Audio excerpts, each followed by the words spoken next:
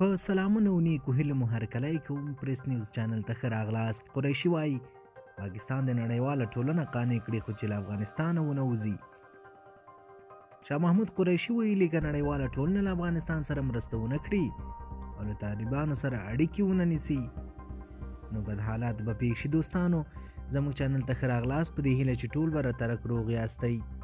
ویډیو را سره تر پایه وګورئ او زموږ چینل در سره ضرور سبسکرایب کړئ. د پاکستان د بهرنیو چارو وزیر شاه محمود قریشي تازه څرګندونې. قریشي وایي پاکستان د نړیواله ټولنه قانع کړي چې له افغانستانه ونه وځي. د پاکستان د بهرنیو چارو وزیر ټینګار کړی چې نړیواله ټولنه دې وهڅېږي چې له افغانستانه ونه وځي. شاه محمود قریشي ویلي که نړیواله ټولنه له افغانستان سره مرسته ونه کړي او له طالبانو سره اړیکې ونه لري هیواد به د ثباتۍ پر لور ووځي او دا به د ترهګرو ډلو لپاره ځای پیدا کړي. د پاکستان د افغانستان په مسله کې تر هر چا ډېره دلچسپي لري او ژر به پاکستان ورته نظام لپاره مبارزه لا قوي کړي.